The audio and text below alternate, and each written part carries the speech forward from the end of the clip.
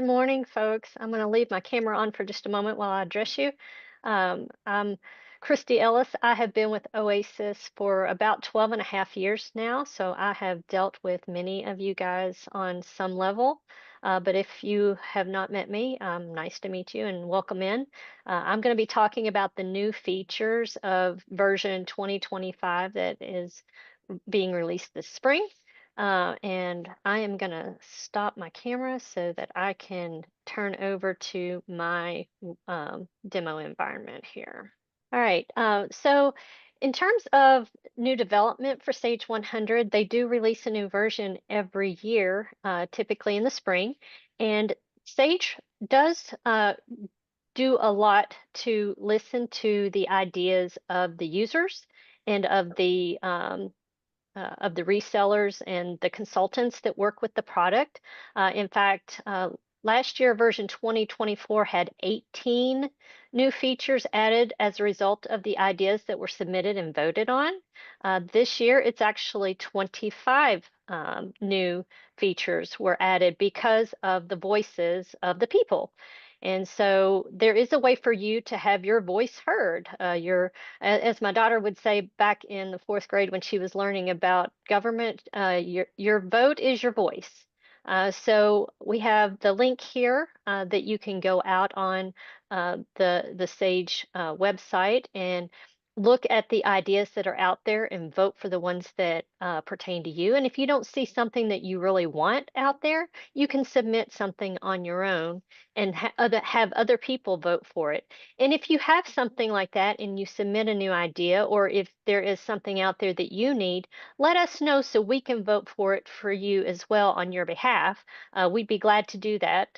We want to make everything possible that we can. And while we can contribute to that, they don't always implement every idea. You'll see some of the ideas have been out there for a little bit, but they do listen. And as a result of that, 25 new features this year were added as a result of people voting. So make your voice heard. So when they do release a new version, there is a document that they release that has the new features, and the document can be quite lengthy depending on the new features added. Some things are just small, minimal things like adding a new button here or a new search there, or just minimal changes. But some of them are quite significant. So we've got the QR code there if you want to scan that to see what's new on version 2025. Also, the link is there.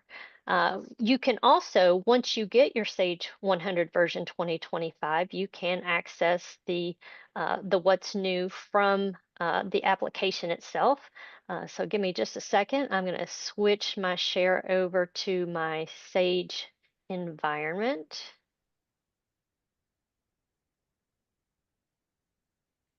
And I'll show you from here on your Sage 100.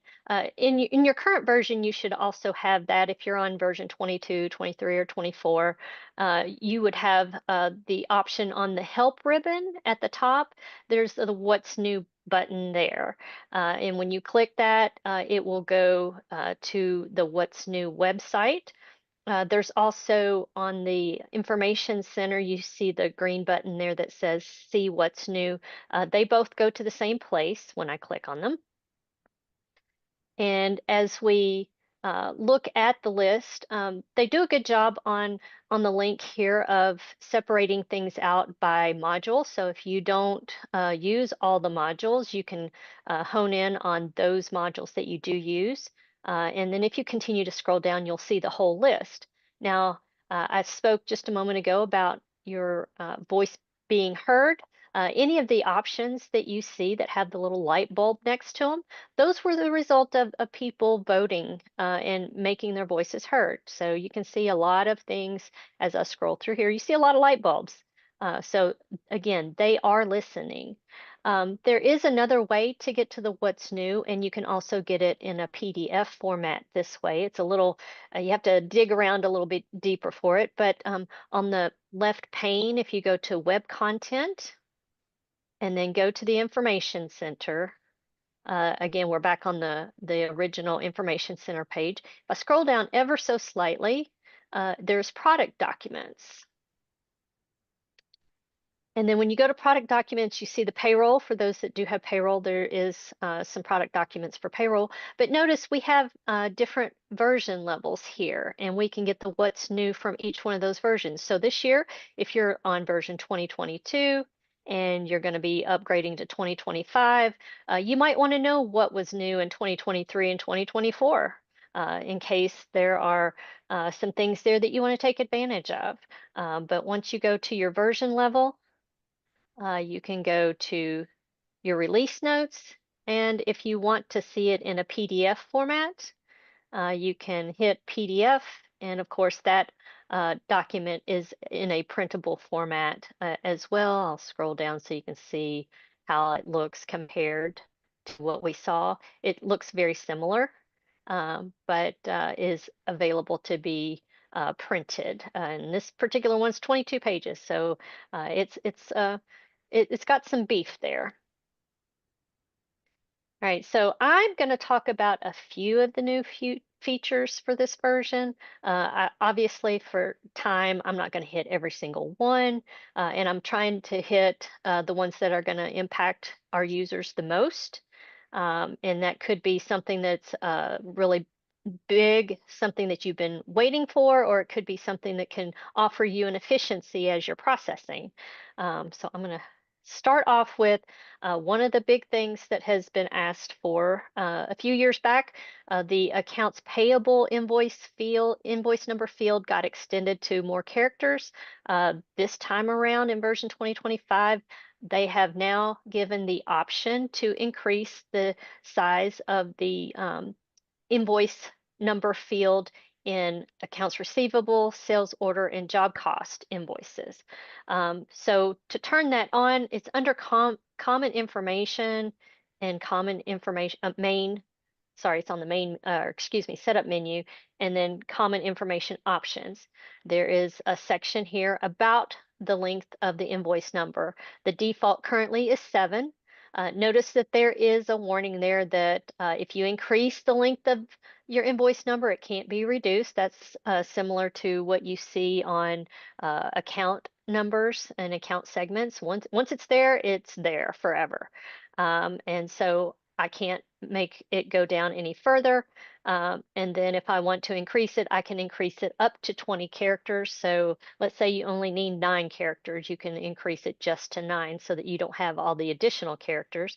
So you do get that choice. Now, having said that, I do encourage you, if this is something that you're really interested in doing, that you work with our team to make sure that we test this out for you and make sure that we uh, talk about the impact in other areas for things like custom forms that you might have, visual integrator, imports and exports, things that might be impacted by that, and allow us to help you go through that transition so that it's a seamless transition for you. We don't want any roadblocks and speed bumps along the way. We want to make sure that it's vetted out and that it's a seamless transition for you and your team. So if this is something that you're interested in, please reach out to us. Now, this setting here is only for invoice numbers. Once you set the increase and accept it, it's only going forward. This just changing the number here does not change any of the historical invoice numbers. There is a utility that can be run to go back and increase the length for the historical invoice numbers. The caveat there is that the conversion does not work if you have alpha characters in your historical invoice numbers. It will only do it for the numeric invoice numbers. So that was a big one that we had gotten requests for over the years. So especially if you guys are working with maybe other third-party billing systems, or if you need extra characters for, if you designate part of your invoice number as a location or a department or things like that, where you might need the extra digits, you now have that capability. That was a big one. Another big one that was hitting this time around is in the purchase order. Well, I'm going to talk about one little thing first before I get into the big thing on purchase order. But one of the things that they did on both purchase order and sales order is that they turned on the ability to do the audit tracking. I can't tell you the number of times when I've been working with somebody and they'd be like, who in the world changed this purchase order? Who changed that? And at the time, we did not have that audit tracking. But now they have added that capability. You do have to turn it on. So under your purchase order setup and then options, on your history tab 7, there is the purchase order audit. It is either all or none on tracking changes, and if you want the additions in detail, then that is check. If you want to track additions in detail, you would enable that, and that's what I have done in mine. I wanted to do that so that I could show you a couple of things with that. Once you have the audit tracking turned on, if you need to look at some information about changes and additions, under reports, there is the purchase order audit report. And from there, uh, you have various selections that you can choose to generate your report. If you're looking for something specific, you can do it by user, by purchase order number, and then you can put in your particular criteria for that. Let's see, I'm going to put my criteria down here at the bottom. I'm going to look at 00100033 as my purchase order so that we can see the report on it. This particular purchase order was just where I had put in a new one, so you can see all the, because I had selected to track the detail, I do see what was put in with every field as I've gone on. And of course, if I had since changed the purchase order since the original, entry of the purchase order, I would see some things that would say changed on the report. So that's one way you can look at that information. Another way that you can look at the information is actually through the purchase order entry screen. On this one, I'm going to look at 00100036. Now, this particular purchase order has been completed in my system, but I can still look at that detail. I say yes to that. You'll notice at the top, you see the user that is logged on, and then I see the little audit viewer. I call it a little sprocket. There's probably a better word for that, but I call it a sprocket. I'm gonna click on the sprocket, and I see the different things that have happened. This is kind of the summary of what has happened, but I can go in and obviously we see where I initially entered the PO back on the 5th. And then yesterday I made some changes to it. So if I want to see the detail of that, I can double click on it and see what was changed on that particular entry. And then, of course, the user that made the change. So good tracking, and you would have similar tracking capabilities in sales order as well. So that is a good addition to the lineup. Um, while we are in purchase order, I'm going to talk about a big change in purchase order, and that is the addition of uh, the capability to do requests for quotes. So on the request for quotes, of course, if you're just doing the next purchase order number, or if you manually track those, you can enter your purchase order number, and of course, put your date in. On the drop down, you'll notice the last item there is quote. And so I'm going to slide this over ever so slightly. So on here, we can generate a quote. And on here, as normal, you can pick your vendor. And I'm just going to pick Avid.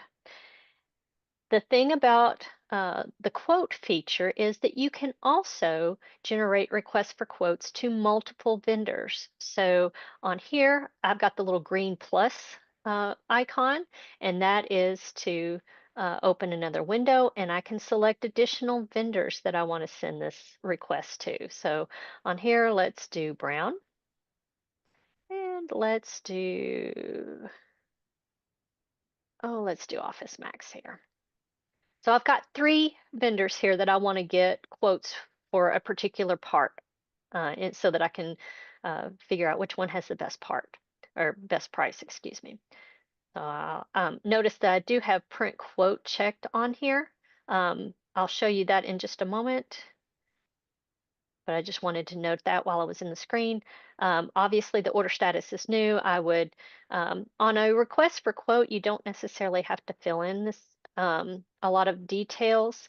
You would just go to your lines, pick your item. We can do um, paper caddy, and then let's say I want 10 of them. I don't have to put in a unit cost. I don't have to do extensions. I could put in additional comments if I wanted to make some clarifications for the vendors to, if I wanted to put some additional notes in on that or specifications, things like that. When I am ready to print it, on a regular purchase order, you could do the quick print or the little printer icon in the lower right corner. On a quote, the little print in the lower right corner does not do the quote printing. There are 2 ways to do quote printing. The first one is to use the quick print from this screen. I'll do that here in just a second.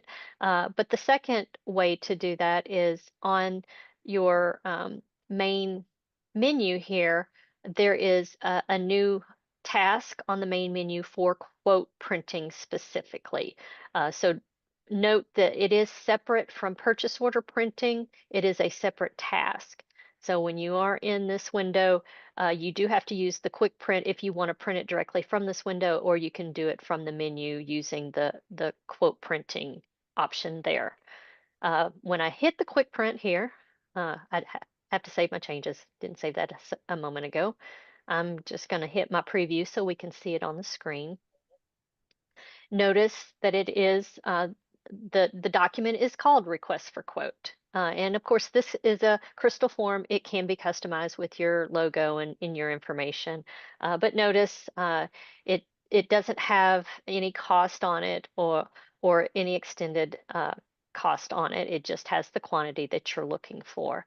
This is page 1. Of course, it's Avid. If I go to page 2, it generates one for Brown and Johnson, and then page 3 generates one for Office Max. So it would generate one request for quote for all 3. This can also be tied into your paperless office. Under paperless office, there is a new form that you can configure there. You would want to set up your email delivery message and so forth to go along with that. And of course, if your vendors are set up for email, if you've got them listed with their email addresses, then you can generate this so that it will automatically be mailed out or emailed out for you, or you could print it, of course, and send it to them separately if you'd like. But very handy to have, very nice to be able to streamline that. Once you have sent out your quotes, requests for quotes, and you get your information back in, you can then, of course, pick your vendor. Let's say, excuse me, I want to,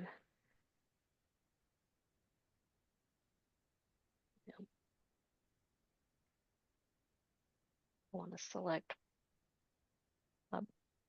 Brown there.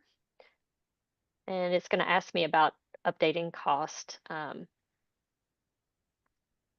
here, go to my lines, and I can put in the unit cost that Brown was going to charge me. Let's say that I don't know how much paper caddies are, but let's say they're $7.99 a piece.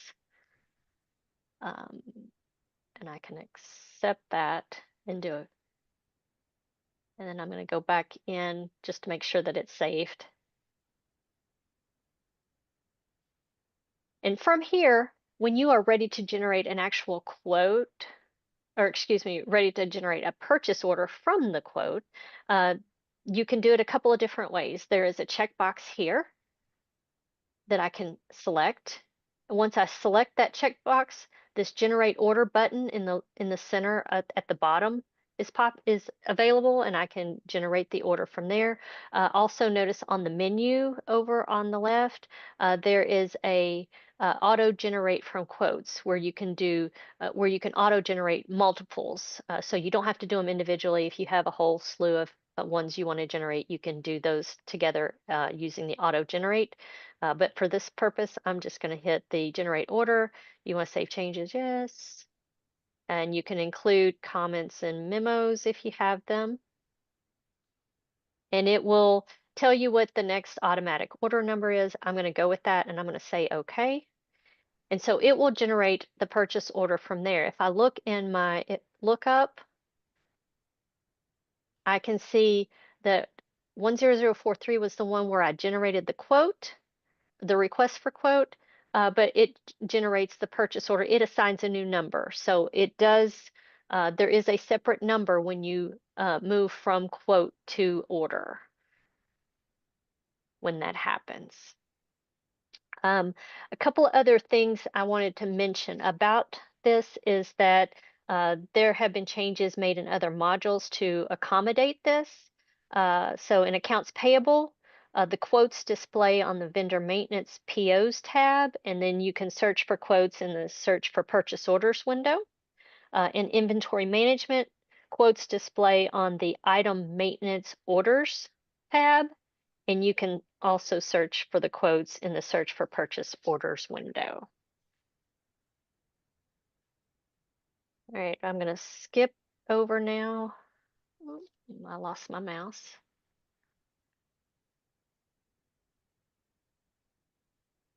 There we go.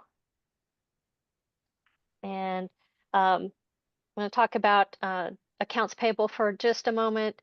This one happens to do with the invoice payment selection. This is going to potentially bring you more efficiencies when you're doing your selection. I'm going to change this um, uh, to my dates here. This is the view that you would normally have, where you would have to check each one of these boxes. Well, if you're selecting all, you would use the button over. But if you were, spot checking different ones, you would have to physically click each and every one. They have added this a new view in the lower left corner. There is a switch view button, and it brings back to the list version. On the list version, this one is the one that allows you to do a shift click to select a range, the control click to add a specific one to it. And then, of course, you can say, okay, the one drawback on the list is there is a button for to do a search, and you don't have that search button here.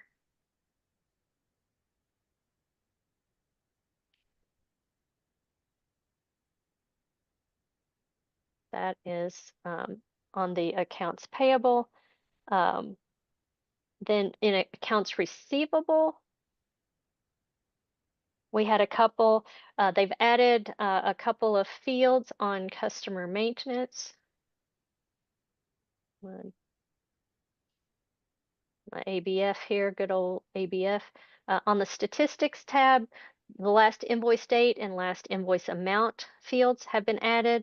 Those are good for you to be able to view to make decisions about your customers. Also to note that those fields can also be added to any of your custom reports and also your custom lookups. So if you're trying to do some things with exported list of customers, that information can be on there as well. Then on package tracking, shipping numbers can be really, really long, and if you are tracking packages for and you need to send correspondences about them, it's sometimes a little cumbersome to have to retype numbers. So they have added the way for you to copy the package tracking number from your summary package tracking, and that's under the invoice history inquiry. And I'm going to go with invoice number 01000060. And under tracking, there's your tracking number. There's a new icon there to copy it to the clipboard, and then from the clipboard you can paste it into your Word document, your uh, email, or whatever other outside document that you want to copy that into. So that will bring efficiencies for some people during their processing. Another one that can bring slight efficiencies under sales order entry. Actually, it's going to be under sales order entry, sales order invoice data entry, sales order quote history inquiry, and accounts receivable history inquiry. They have all added the telephone number. At first, I was like, telephone number? I thought it was already there, and it was not. I was kind of surprised. But the telephone number has been added in between the email and the fax number fields. So if you are in the middle of typing out an order for your customer and need to reach them for some reason, it's right there, and you no longer have to dig around and find that number. So I think that will be very helpful.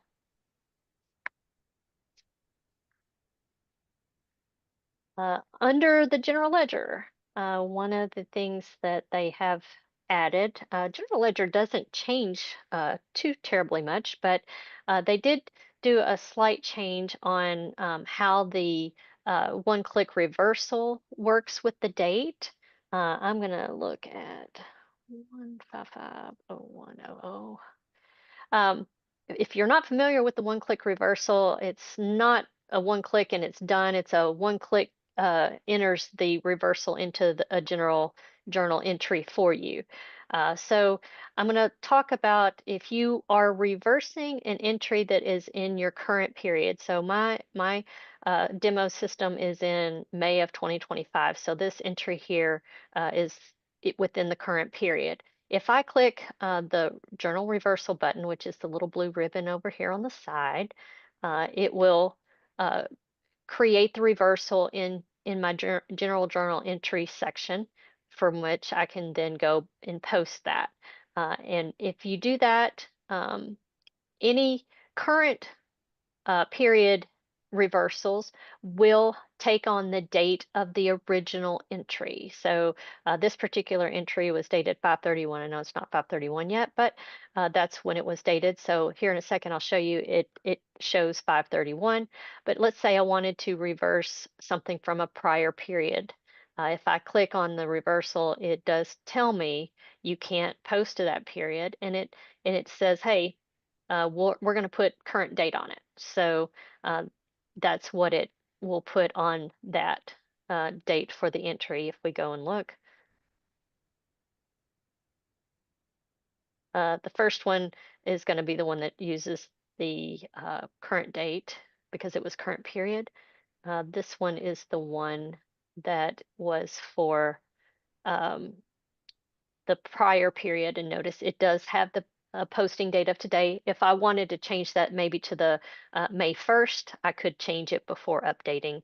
But by default, if you do reverse a prior period entry, it will then use the current date. And I should remind you also, if you're using the one-click reversal, please only do that for items that are general journal entries. Do not use it for any that are for subsidiary modules, because this does not go back and reverse anything in your subsidiary module. And the last one that I am going to show you, well, no, there's one more. Inventory management does have some changes as well. One of the big changes was that on item maintenance on the additional tab, we've got the new UPC and EAN type. So the EAN stands for European Article Number. That one was kind of a new one to me. typically deal with European parts, but they did add a field for those codes. Uh, Once you do the drop down, you see the different formats, UPC A and E and EAN 8 and 13. And as you select those, the field where you type the information is going to be restricted to the formats of those codes. If you select other does allow you to do a free form entry. The other allows you up to 14 characters on the free form. And then finally, on payroll, I did want to hit something on payroll. A lot of you guys that have payroll have worked with me at year end and on various payroll things. They did have, they of course release the year end payroll version and then do updates throughout the year for that. One of the big things that they released for version 2025 on payroll has to do with reversing um, a payroll check run. You know, previously, if you had to reverse a check run, that meant that you had to reverse each individual check in order to do that. But if you are going to reverse the check run in the new version 2025, notice that there's a reverse check run button at the bottom. It's currently grayed out. You would simply put in the information, the pay cycle information of the check run that you want to reverse. Mine that I have in my demo was dated 4/28. Now that I've got my pay cycle information in, the reverse check run button becomes enabled. I select that. I can, if you've had multiple check runs with that criteria, you can select based on bank code and check number or source journal and register number. So mine was on Wells Fargo checking. This was one of the checks. Once I select one of the checks, it selects the whole run. This particular one had 39 checks that can be reversed. I can hit proceed. And what that does is it puts those entries into the batch as reversals. Take a second to go through these.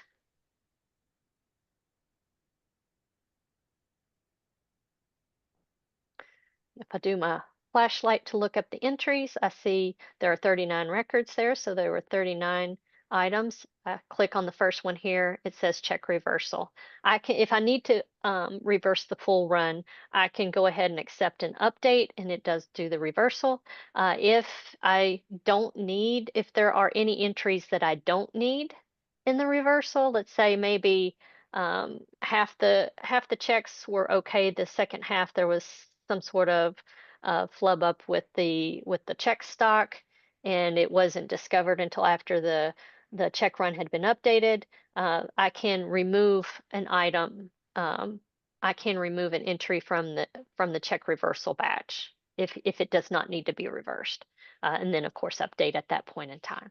So wanted to point that out. It's not something that you probably have to use very frequently, but when you need it, it's going to be the greatest thing to be able to use that functionality.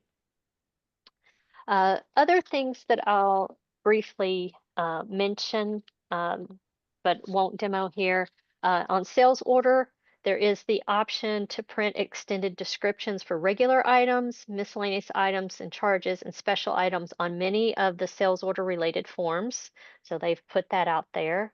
On sales order and purchase order, there is now a new option to require cancellation code. So when you delete a sales order or purchase order, if you want to track that information, that option is now going to be available. On purchase order, this one's probably going to be a big one, actually. When you return items on return of goods, you will now have the option to not back order the purchase order. So if that's something that you are not going to get back in, you can say don't back order that. In terms of physical count, they have added the option to sort your physical count reports by the product line. And then also the option to print extended descriptions on the physical count sheets. So if that helps you guys identify your parts better, that will be a great addition for you. And then of course they are continuing improvements and developments on production management module, and on Sage Intelligence, they have upgraded some of the framework components, and it's now going to be on version 8.0. So those are kind of the quick hitters. Of course, again, I did not go into everything, but the list is pretty vast there, and it does touch a lot of the modules.